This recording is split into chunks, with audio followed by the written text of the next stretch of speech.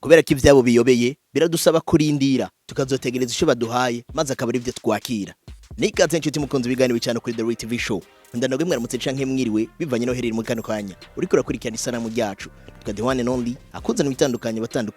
ahatandukanye Alan the Real himself. Nikaze cyane mu kiganiro turaza kurabira hamwe bimwe muri ko biravugwa ku muririmbyi.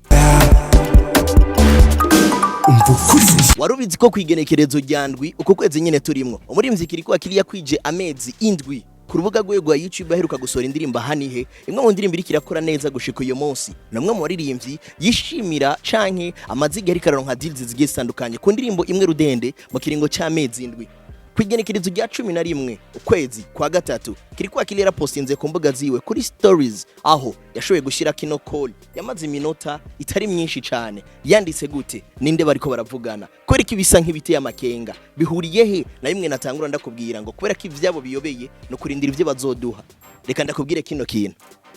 rimwe muri cya gisata bita mbaza nkwishure ku rubuga rwa Instagram KIRIKOU akiri bamubajije yuko ategekanya gukora indirimbo ari kumwe na Bizimana Bobakari Karum Satbi. KIRIKOU akiri yabishuye akoresheje ifoto bari kumwe na Satbi ndetse na Kidumu yandika ngo vuba cyane. Warubizi neza yuko kwigenekerezo rya 8 kwezi kw'icumi 2025 Satbi yarabarizwa kwa Chief GODCHIEFLOVE billionaire.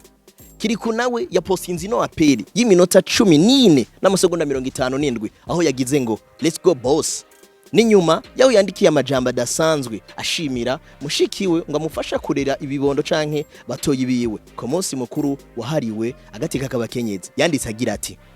Happy Women's Day to my amazing sister. Ku maso y'umutima wanje niwe mukobwa mwiza nabonye mu buzima bwanje. Ndagushimira kugufashanya nanje kurera abo tuvukana sinari kubishobora ndi jenyene. Uri akarorero ko mukobwa nifuza kubana nawe uzonyibutsa gusenga nkuko bikora akitaha abana nkuko bikora kuri batoya bacu. Urabizi neza yuko yari yamuhaye gift ya iPhone 13 ariko KIRIKOU akili post yiwe gushika muri kano kanya abantu bariko bayivuga ko byinshi. Aho nariko ndaza hano kugira ngo tuganire mu kiganiro cyacu uyu munsi kuko nabemye kuko ngiye kuza ndabaha amakuru agiye atandukanye canke tukaganira ku biriko biravugwa. Bamwe bambajije ngo wamaze kubona ivyo KIRIKOU akili yanditse mbega nawe yoba yiyunze muri FREEMASON nkuko twebanye kuri Sadbi mu nyuma twamubona Lagos. Mbega vy'ukuri gukora na Chief GODCHIEFLOVE bisigura kwiyunga mu wundi muryango wowe uvyibaza kwiki. Ariko KIRIKOU akili yarabwiye abakunzi biwe aho yababwiye abasaba yuko bokwiza imiliyoni 10 ku ndirimbo ahanihe kugira ngo aca bongera yindi ndirimbo mu gihe mwa kino gihe igeze kuri 9.2 million hariya ku rubuga rwa YouTube. Mbega uriteze igikorwa cya KIRIKOU akili mbega kubera iki KIRIKOU akili byamufasha amezi indwi kugira ngo asubire kurelizinga ikindi gikorwa ciwe bwite. Amadidi yagiye araronka ku ndirimbo imwe birakwereka ubudasanzwe kuri KIRIKOU akili canke abarundi twitegeye yuko bagiye kumushigikira vyagahararo kuko twagiye turabibona bamwe bakagira bati abarundi ntibamenyerwa no musi baraguha ejo bakihera uwundi canke no musi bakaguha ejo bakakuvuga kundi. Nanje ntari bagira kukubaza uri mu biteze collabo ya Satbi na KIRIKOU mbega tuyitegeye ryari izobaho canke izoba ya indi ya Satbi na B-Face and the Flow no butukirindirije amaso wibaza ko yemeze gute muri commentaire kugira ngo tubwire uko vyiyumvira.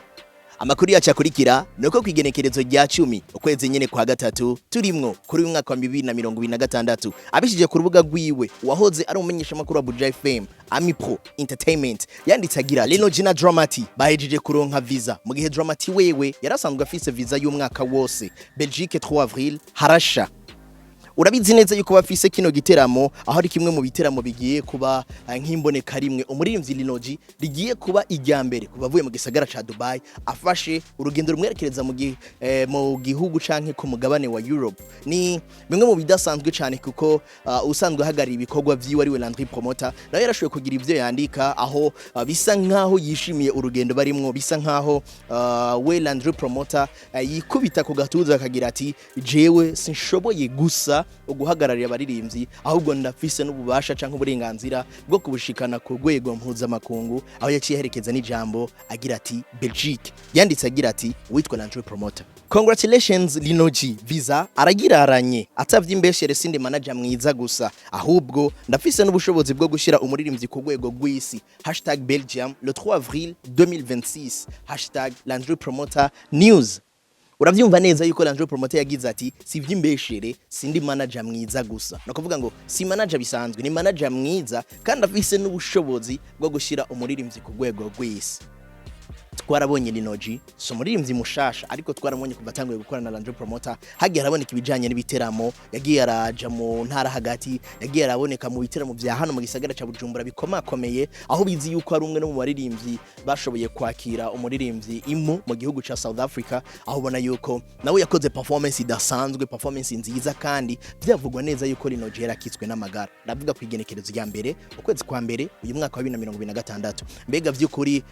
urabona nk'intambwe idasanzwe LINO-G agiye gutera kuba agiye muri Europe canke urabibona nk'ikindi gikorwa kidasanzwe mbega aho hazogaruka canke byifashe gute kuba ari kumwe na Dramati urabona neza yuko ari umwe mu baririmbyi Europe bamaze kuyigira nko mu rugo bamaze kuba burira indege kujya kwa bus nkuko yabivuze ba muririmbyi ngo ujye uko yurira ikinga niko norira indege rero Dramati wewe urabona neza yuko byari bisanzwe bimenyerewe ko ashobora kuja Paris akashobora kuja mu Bubirigi ugasanga yerekanye udufoto gusa yagiye gukora shopping n'ibindi bigiye bitandukanye ari kumwe n'abajama atagitera mu kimutwaye mugabo kimwe mu bintu bitangaje nuko tugiye kubona na Joel usanzwe ari muhinyanyuzi yarakoze indirimbo ari kumwe na DJ Fernando ndetse na Dramati ariko kandi asanzwe ari umwe mu bahinyanyuzi ubona yuko mu biteramo baba bahari bariko barakinisha piano bidasanzwe kandi ukabona neza yuko ari intambwe idasanzwe kuko byaragiye biravugwa n'abagiye batandukanye yuko umuririmbyi Dramati atagicana uwaka ndetse no mugwizatunga Paulin canke DJ Paulin ariko tukaba twarabonye yuko kuri lancement y'indirimbo nta gatima Dramati yari yashigikiwe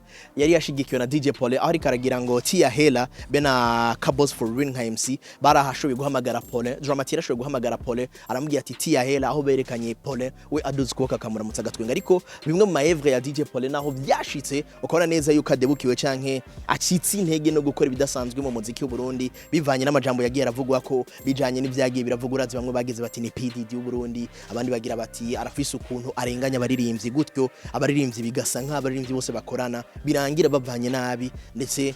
bamwe bakagira bati ariko naho yoba abeshegwa bironeka ko atari wera kuko abaririmbyi bose bakoranyura nako bavana nabi ariko reka ndakwibutsa Dramati kuva akora indirimbo Vovota urabona neza yuko iyo ndirimbo Vovota ari kumwe na MB Data DJ Paulin yari akashiramwo ukuboko bidasanzwe kandi ndetse mu kujabuka ubwa mbere muri Europe kwa Dramati twabonye ikiganza cha DJ Paulin rero nubu mu gikorwa cha LINO-G ndetse na Dramati bari kumwe na Joel urabona neza yuko bigiye kuba ari ibintu bidasanzwe agiye ateruwe na DJ Paulin kuko twaribonye na Landry Promoter ashimira DJ Paulin mwamenya ko igiteramo cyateguwe na Crystal Event bari kumwe na Kiwacu Event aho igiteramo ciswe Brussels umuririmbyi Dramati LINO-G ndetse na Joel bakaba bagiye kukibonekamwo DJ Sansos DJ Asoso KMC Keston MC Ami Pro aho bagiye kuba ari bamwe mu baryosha ibirori ariko kandi Amiri Pro ku nshuro ya mbere agiye kujana DJ Paulin ahazobara ba engineer ba son ndetse ukona n'ikindi kintu kidasanzwe aho Banko Bonayo igiye kuba ilansa hariya mu gihugu c'ubirigi ico bise Conte Diaspora igiteramo kizoba kwigenekerezo rya gatatu nkuko nakubwiye Avril ndetse kazobera hariya muri Blue ikindi no kubwira nuko umuririmbyi LINO-G ari kumwe na Dramati bagiye kuba bategura igiteramo bimwe mu bintu bitaramenyekana mbega indirimbo bagiye kuyikorera lancement muri ico giteramo bari kumwe ubwa mbere kuri stage ya Blue canke bigiye kuba byifashe gute kuko haraciye iminsi mikeyi gusa ashize kuri stories ziwe aho yagize ati Lin canke Len aho bari kumwe mu gikoni no muririmbyi LINO-G aho ubona kandi yuko bari kumwe nomwe mu producer badasanzwe iLogos umwe mu producer ashobora kuza mu Burundi avuye muri Kenya ntumenye yuko ari mu gisagara ca Bujumbura aho yagize ati mind this one is the best producer you will ever meet aho yaciye agira ngo iLogos mbega indirimbo ya Dramati na LINO-G yo uyumva igiye kuza ivize sound imeze gute canke vibe imeze gute mbega ubucuti bwa Dramati ndetse none mu shiramitahe mu baririmbyi canke mu bikorwa by'imyidagaduro ariwe DJ Paulin ubibona gute warigeze kumva ibijanye nuko bashobora kuba batagicana uwaka mbega wewe uvyumvira kwike ni iciyumviro cyo muri commentaire je nitwe the one and only Alan the real ariko akabazo kanje urafise inshuti iri mu gisagara ca Dubai umaze imisi wumva ibijanye n'amamisiri bigenda birongikwa urazi yuko atani indege ziriko ziravayo canke ngo zijeyo uribuka gusengera bawe butakiri kumwe bari mu mahanga bagiye kurondera ubuzima byifashe gute behind camera yitwa Tirwa Gasore mufata amashusho adasanzwe ni The Real TV Show. Ja Blaze.